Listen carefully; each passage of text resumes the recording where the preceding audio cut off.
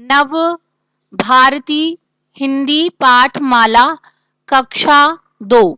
प्यारे बच्चों, आज हम इसका दूसरा पाठ पढ़ेंगे।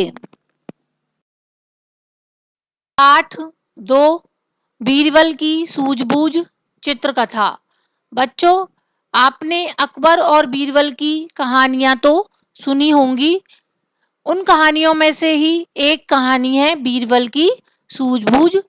इस कहानी में बीरबल अकबर द्वारा ली गई परीक्षा में अपनी बुद्धिमानी से, अपनी सूझबूझ से सफल हो जाते हैं और महाराज के द्वारा दिए गए इनाम को प्राप्त करते हैं।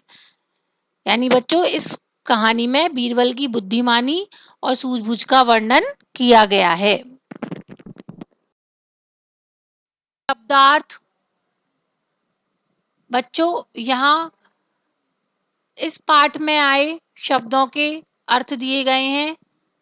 इस कहानी को पढ़ने से पहले हम इन शब्दों के अर्थ के विषय में पढ़ेंगे और जानेंगे। शब्द अर्थ। सबसे पहला शब्द है शर्त। शर्त यानी किसी काम को करने का नियम। परीक्षा, इम्तिहान, मुंह लटकाना, निराश होना। बुद्धिमानी, समझदारी। ऐलान, घोषणा। बादशाह, राजा, प्रसन्न, खुश। माथापच्ची, खूब दिमाग लगाना। इन सभी शब्दार्थों को याद करके बच्चों आपको अपनी कॉपी में लिखना है।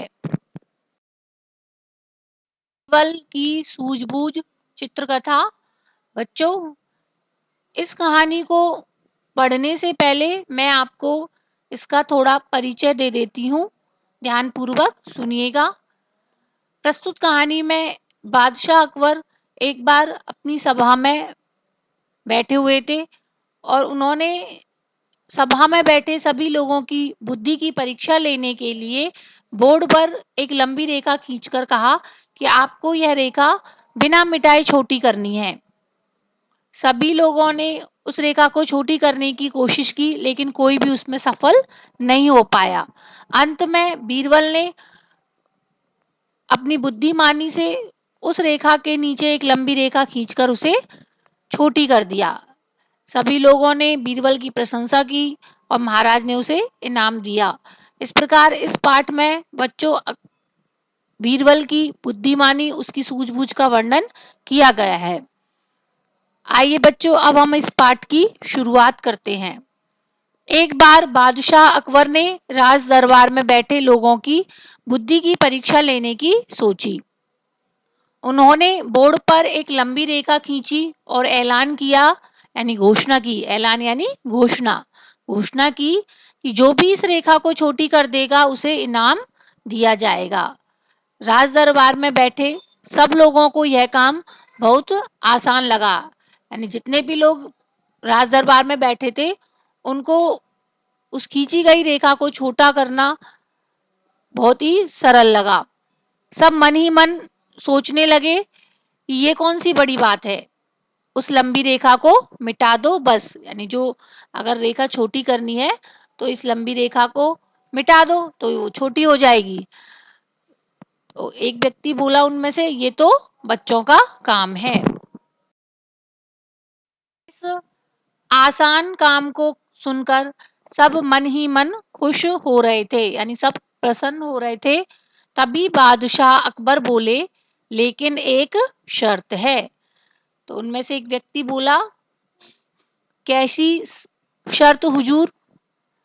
शर्त है कि यह रेखा छोटी करनी है लेकिन बिना मिटाए। यानी बादशाह अकबर ने रेखा को छोटी करने के लिए एक शर्त रखी कि यह रेखा छोटी करनी है लेकिन इसको मिटाकर इसे छोटी नहीं करना है, बिना मिटाए छोटी करना है।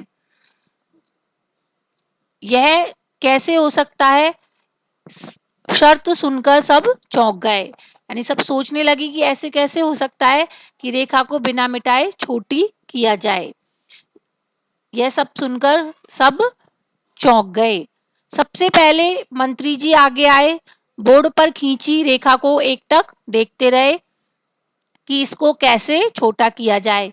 अब वहां बैठे सभी लोगों में से पहले मंत्री जी आए और वो रेखा को एकटक देखते रहे और सोचने लगे कि इसको कैसे छोटा किया जाए। लेकिन जब कुछ समझ में ना आया तो मुंह लटकाए वापस अपनी जगह पर आकर बैठ गए। इस तरह दरबार में बैठे सभी लोग एक एक करके आगे आए, रेखा को देखा, खूब माथापच्ची की, लेकिन किसी को कुछ समझ में नहीं आया। यानी क्या हुआ कि दरबार में जितने भी लोग बैठे थे सब उस रेखा को छोटी करने के लिए आए, लेकिन किसी से वह रेखा छोटी नहीं हो पाई। अंत में अकबर ने बीरबल से कहा कि क्यों बीरबल, तुम्हारी बुद्धिमानी भी हार गई? तब बीरबल बोले, नहीं हुजूर, नहीं महाराज, ऐसे कैसे हार मान सकता हूं। अब बीरबल आगे आए और खींची हुई रेखा के नीचे एक लंबी रेखा खींच दी। यानी बीरबल ने क्या किया कि जो रेखा खींची थी उस रेखा के नीचे उससे लंबी एक रेखा और खींच दी और तब महाराज से बोले, लीजिए हुजूर, आपकी खींची हुई रेखा छोटी हो गई, वो भी बिना मिटाए। यानी उन्होंने उस रेखा को उसके नीचे लंबी रेखा खींचकर छोटी कर दिया, उसको मिटाया भी नहीं और वो रेखा छोटी भी हो गई। सभी लोग बीरबल की वाहवाही करने लगे। यानी सभा में जितने लोग बैठे थे दरबार में, वो सभी बीरबल की प्रशंसा करने लगे, उसकी तारीफ करने लगे। बादशाह अकबर बीरबल को इनाम देते हुए बोले, बीरबल, तुम्हारी बुद्धिमानी से हम प्रसन्न हुए, यानी तुम्हारी बुद्धिमानी से मैं बहुत खुश हुआ हूं, ये लो अपना इनाम। इस तरह बादशाह अकबर ने बीरबल को 100 सोने के सिक्के इनाम में दिए। संदेश, सूझबूझ और बुद्धिमानी से कठिन काम भी आसान बन जाता है। यानी बच्चों, इस पाठ से हमें शिक्षा मिलती है कि अगर हम अपनी बुद्धि से, अपनी सूझबूझ से, चतुराई से कोई काम करें तो वह काम चाहे कितना भी कठिन हो, आसान हो जाता है, उसे हम आसानी से कर सकते हैं। इस प्रकार बच्चों, यह हमारा पाठ खत्म होता है। आपको इस पाठ को पढ़कर देखना है। कठिन शब्द। बच्चों, यहाँ इस पाठ में आए कुछ कठिन शब्द दिए हैं, ध्यानपूर्वक सुनिएगा। इसके बाद आपको स्वयं भी इनका उच्चारण करना है, यानी इनको बोलकर देखना है। परीक्षा, ऐलान, शर्त, माथापच्ची, बुद्धिमानी, बादशाह, राज दरबार, प्रसन्न। इन सभी कठिन शब्दों को आपको अपनी कॉपी में लिखना है।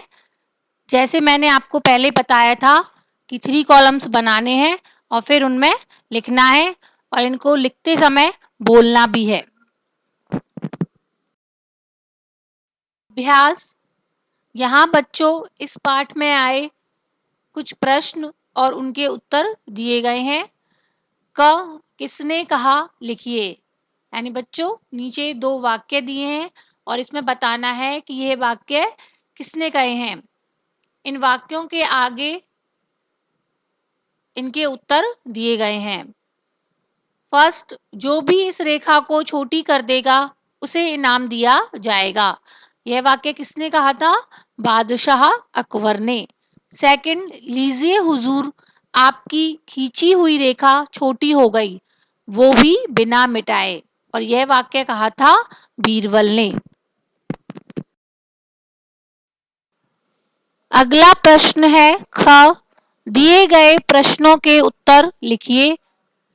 यहाँ बच्चों नीचे प्रश्न दिए हैं और उनके उत्तर दिए गए हैं, ध्यानपूर्वक देखिएगा। फर्स्ट, बादशाह अकबर ने क्या ऐलान किया? इसका उत्तर है बादशाह अकबर ने ऐलान किया कि जो भी इस रेखा को छोटी कर देगा उसे इनाम दिया जाएगा। सेकंड है बादशाह अकबर ने क्या शर्त रखी?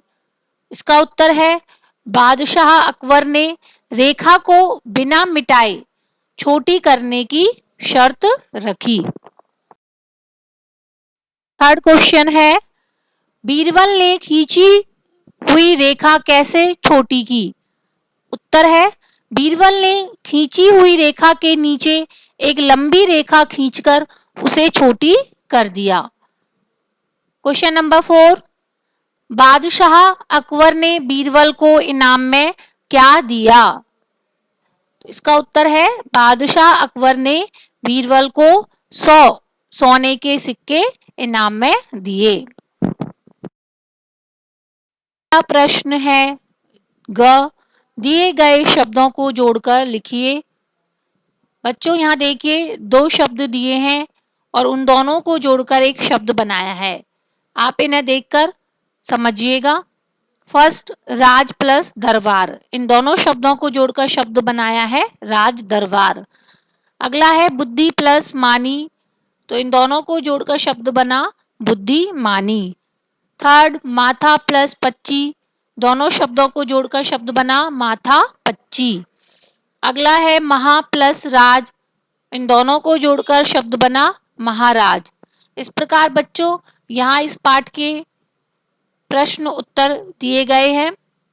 आपको इन सभी को अपनी कॉपी में लिखना है, साफ साफ सुंदर सुंदर हैंडराइटिंग में काम करना है, लिखने में कोई भी मिस्टेक नहीं करनी है और लिखने के बाद इनको याद करना है।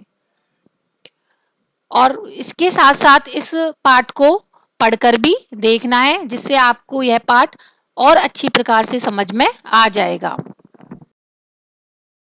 धन्यवाद। स्वस्थ रहिए, खुश रहिए।